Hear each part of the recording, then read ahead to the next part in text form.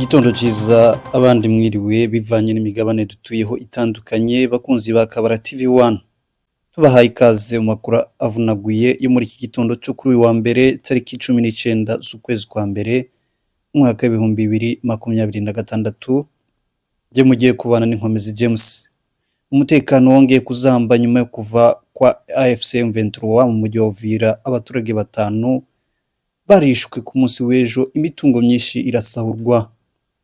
Uvira umujyi ukomeje kuvugisha abantu ndetse ugateza n'impaka wo mu ntara ya Kivu y'Amajyepfo muri Repubulika Iharanira Demokarasi ya Kongo, nyuma yo kuva kw'ingabo za AFC M23 MRDP twirwaneho mu mujyi wa Uvira ku munsi w'ejo ku cyumweru tariki 18 z'ukwezi kwa mbere umwaka wa 2026.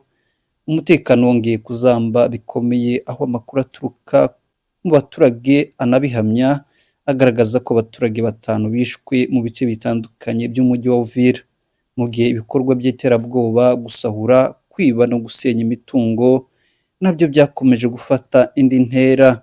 Ariko cyane cyane ibyo bikorwa byo kwiba no gusenya amazu n'ibindi byibasiye ubwoko bw'abanyamurenge bari basanzwe batuye muri uyu mujyi.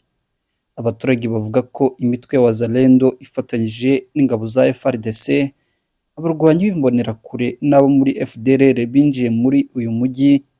Iyo mitwe itangira kurasa abaturage n'abasivili, gutera imiryango, gusenya amaduka, ububiko bw'ibintu n'inyubako rusange, izo bita mu rurimi rw'amahanga warehouse, ndetse igasahura ibishoboka byose nk'uko byemezwa n'ababibonye.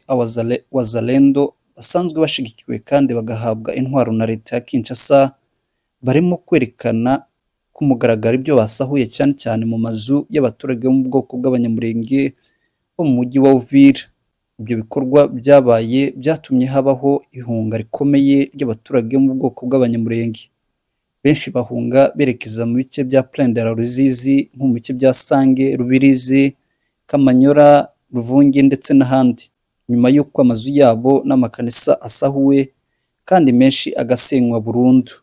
Abasesenguzi bakurikirana hafi intambara zo muri kano karere n'imiryango iharanira uburenganzira bwa muntu bagaragaza ko abanyamurenge bamaze igihe kinini bahura n'itotezwa rishingiye ku bwoko, cyane cyane guhera mu gihe uyu mujyi wa Uvira wari mu maboko y'ihuriro rya leta ya Kongo kuva mu kwezi kwa kabiri umwaka wa 2025 kugeza igihe uyu mujyi wafatwaga na AFC M23 MRDP twirwaneho.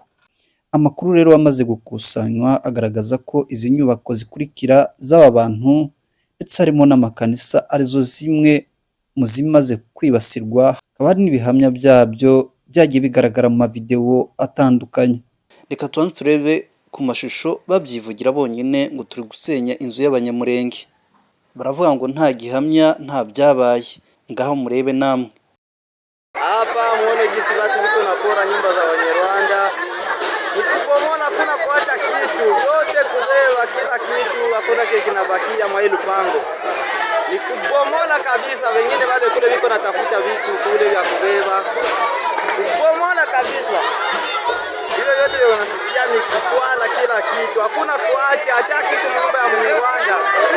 Hakuna kuacha hata kitu nyumba ya Mnyarwanda. Hakuna milango yenye iko na bomola hapo. Hiyo yote ni milango.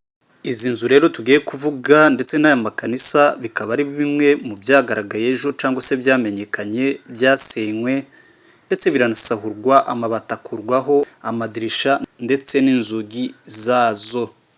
Inzu ya Muyoboke Boss ari Perezida Revera Simon Mjonga Rutibana, Colonel Mugema, Mutanga Robert, Rushambara François, Shendrake Kambari, Mukongo Muhindanyi, Pasteur Buhungu, Église 37e KDC, Église Methodiste, Église Kargar. Abaturage rero bavuga ko uru rutonde rutari rwuzuye, ko hari n'andi mazu n'inyubako nyinshi byangijwe cyane bigasahurwa, kandi ko hari n'ibihamya bifatika byemeza ayo makuru.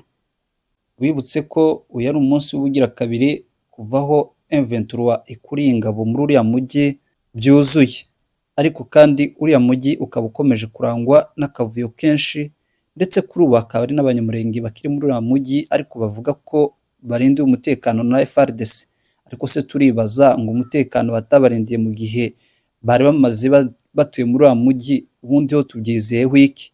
Dukomeje gukurikirana amakuru ari kubera muri wa mujyi kugira ngo tumenye aho ibintu bigana. Amakuru tukaba dukomeje kuyakurikirana. Mugire igitondo cyiza, abandi mugire umugoroba mwiza. Iyi ni Kabara TV 1, njye nitwa Nkomezi James.